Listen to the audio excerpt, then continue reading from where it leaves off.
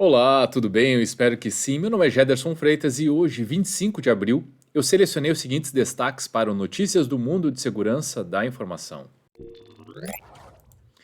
Ministério expôs dados de 1 milhão de cidadãos com deficiência. Site da Agência de Controle de Tráfego Aéreo Europeu é atacado.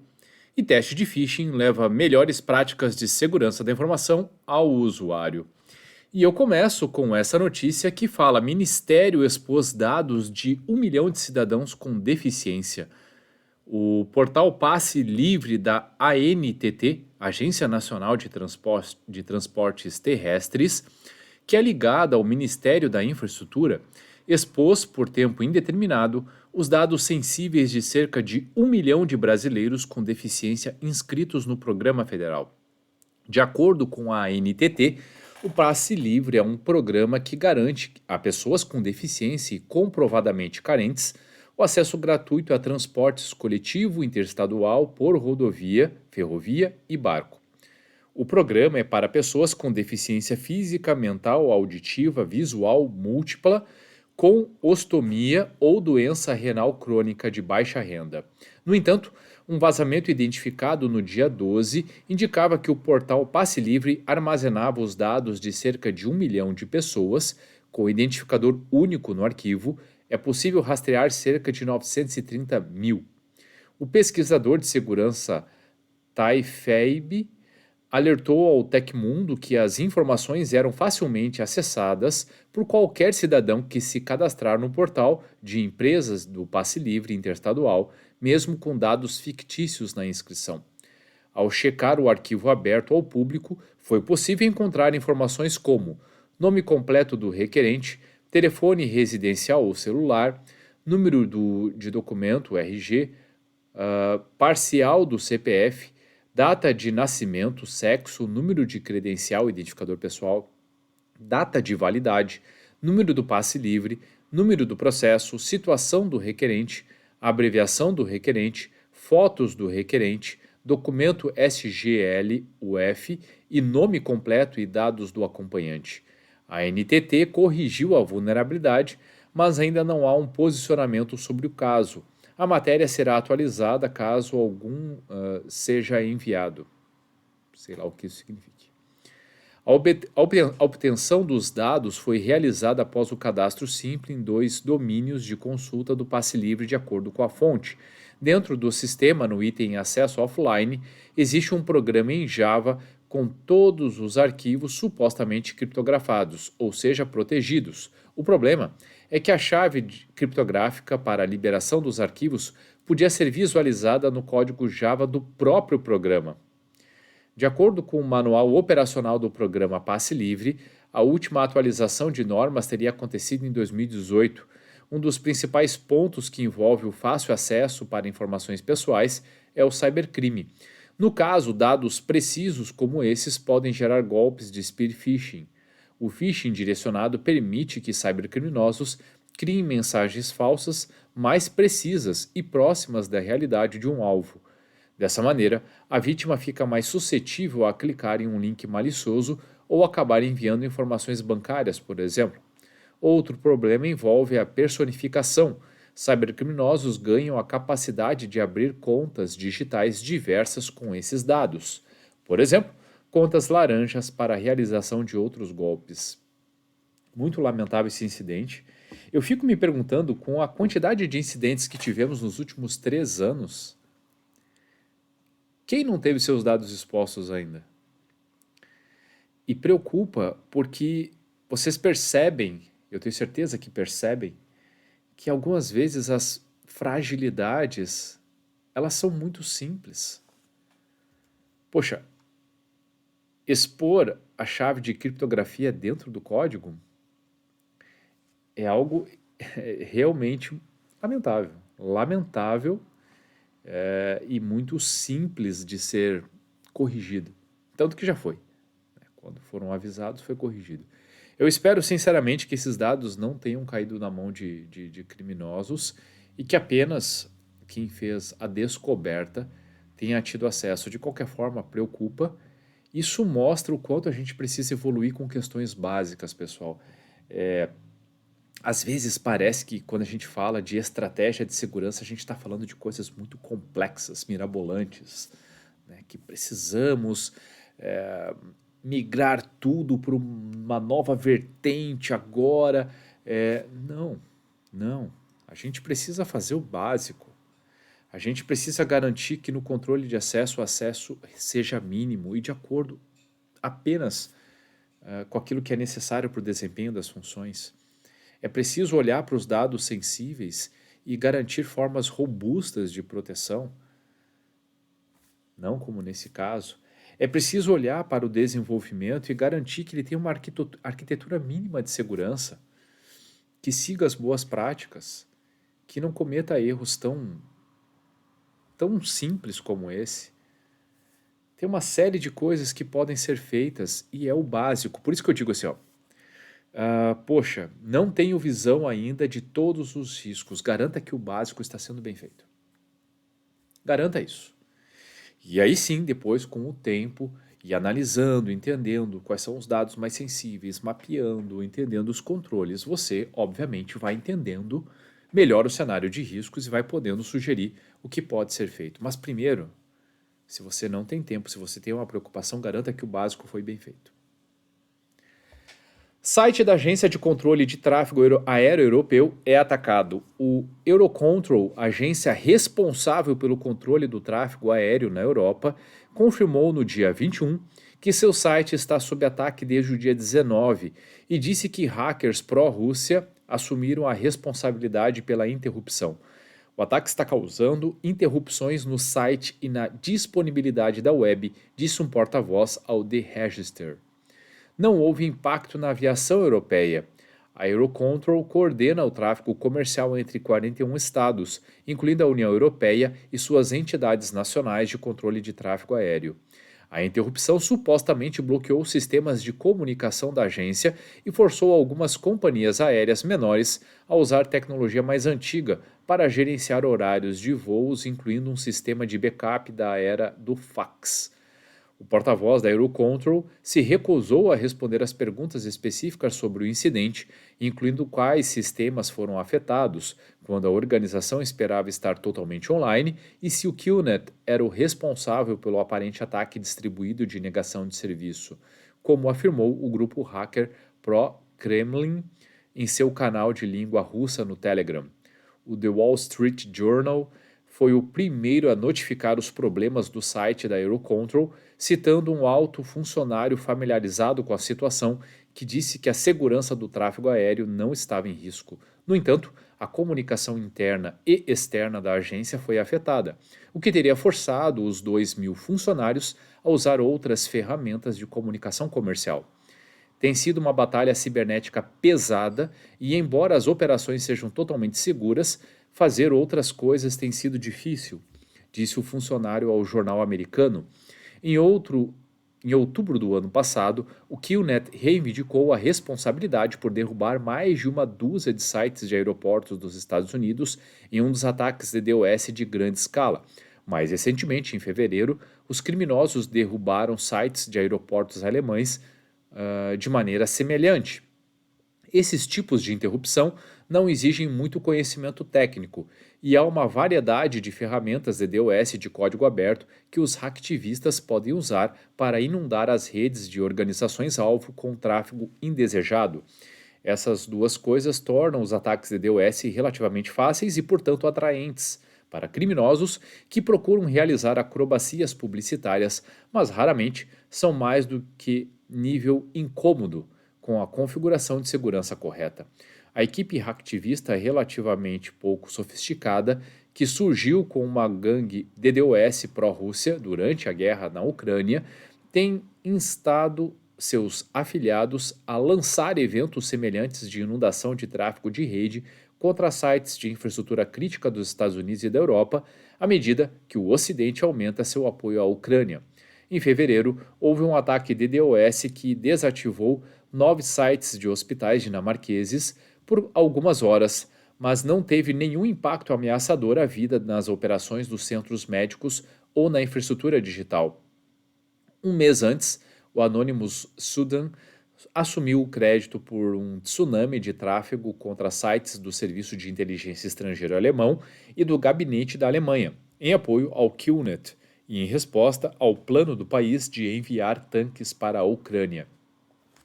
Quem acompanhou o quadro ontem sabe que eu falei um pouquinho sobre o ataque de negação de serviço distribuído e falei que aqueles parâmetros que apareciam como média na matéria não podiam ser encarados como uma realidade permanente ou para todas as situações.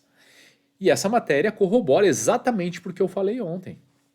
Os ataques muitas vezes não duram poucos minutos. Eles podem durar horas, muitas horas. E se a empresa não estiver preparada para conter esse tipo de ataque, o reflexo disso pode ser desastroso. Percebam que a matéria trouxe vários incidentes que aconteceram por conta de ataque de negação de serviço distribuído em que as empresas não foram capazes de conter. Serviços ficarem disponíveis e a gente está falando de aeroportos. Que bom que nenhum sistema crítico foi prejudicado, mas ainda assim, certamente houve transtornos. Não sei o que, depois de tudo que tem sido falado, é necessário para que todas as pessoas insiram esse tipo de ameaça dentro da sua estratégia de segurança. Isso é vital. E na última matéria de hoje, teste de phishing leva melhores práticas de segurança da informação ao usuário. Diante do cenário de expansão e aprimoramento dos golpes de phishing, empresas por todo o mundo têm investido recursos para manter os funcionários alertas para possíveis tentativas de exposição de informações críticas.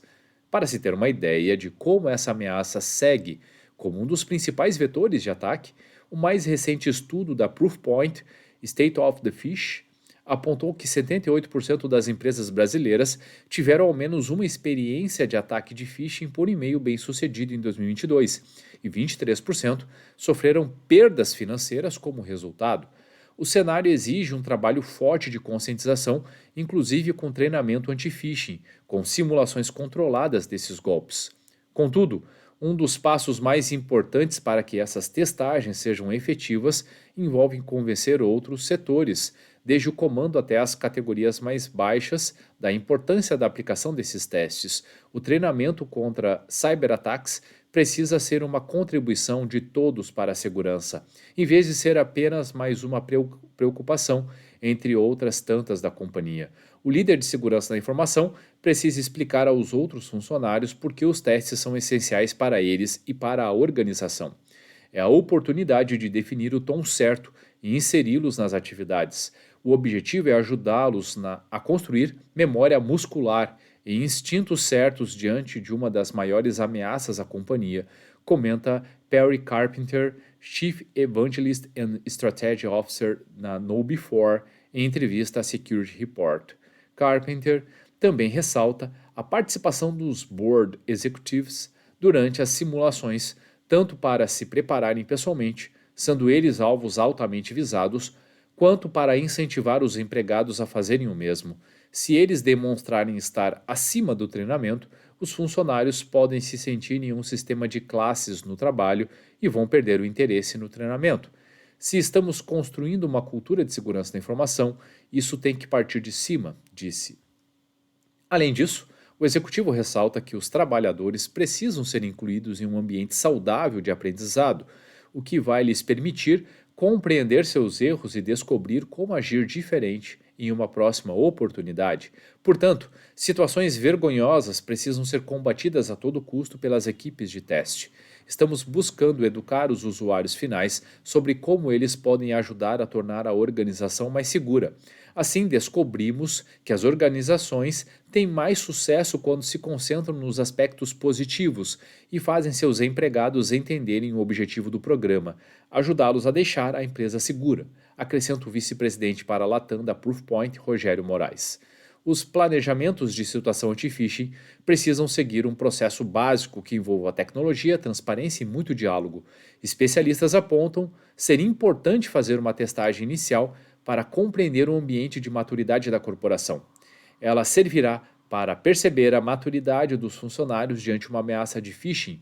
Depois disso, começam os processos de simulação propriamente ditos, com as equipes de cibersegurança enviando ataques falsos aleatórios para toda a empresa.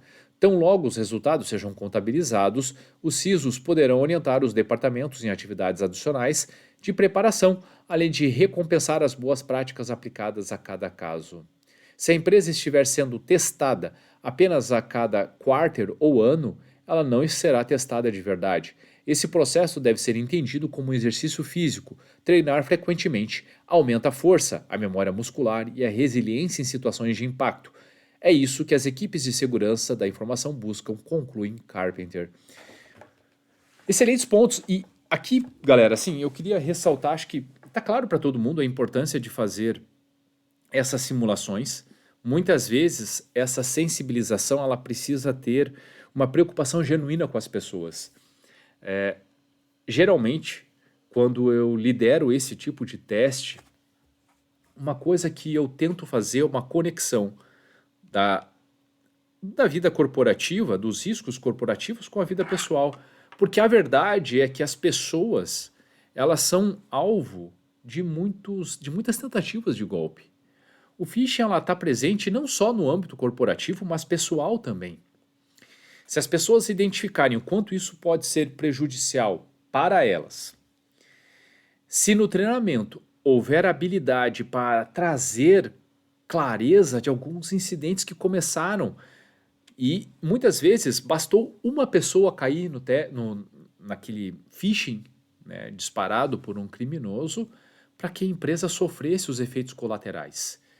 Portanto, e aqui acho que vai uma última dica relacionada a esse tema, eu sempre acreditei, e claro, depois a gente tem que treinar as pessoas para o que elas fazem mediante a isso, mas sempre quando as pessoas passam por testes e começam a avisar outros colegas, do tipo, galera, tomem cuidado, tem uma mensagem estranha, disparam isso num grupo de Slack, de Skype, do Teams ou do que quer que seja, mas que compartilham essa informação com outras pessoas, muitos podem dizer, poxa, mas isso vai prejudicar o teste. Nem todas as pessoas terão a possibilidade de olhar a mensagem. Mas galera, essa é a vida real. Nós precisamos incentivar que as pessoas façam isso. Se alguém olhar para essa mensagem que um colega compartilhou de uma mensagem estranha, um e-mail estranho, e a partir disso olhar para a mensagem e tomar a decisão de não clicar em nada, por exemplo, fantástico. É preciso incentivar esse tipo de comportamento, não coibir. E eu vi isso em muitas empresas. Não estou dizendo que é errado, é apenas uma estratégia, mas pensem comigo. Você dispara o teste.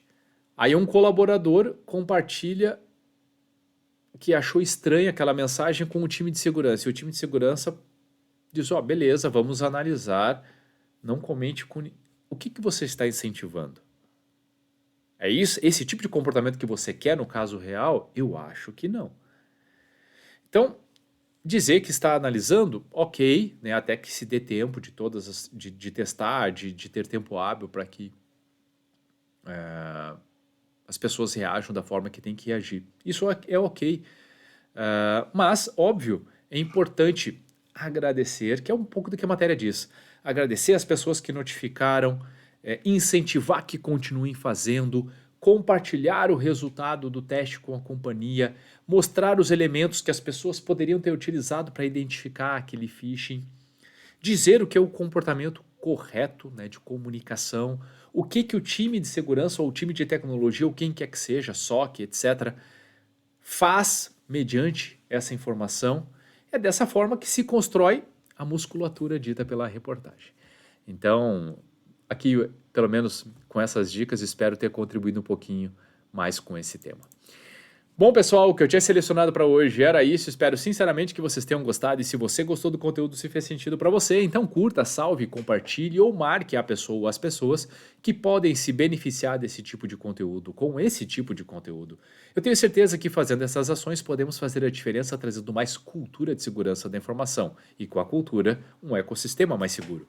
E se você tem alguma dúvida, crítica ou sugestão, fique muito à vontade para deixar comentários ou mandar mensagem diretamente para mim. Combinado? Ótimo dia a todos e até a próxima!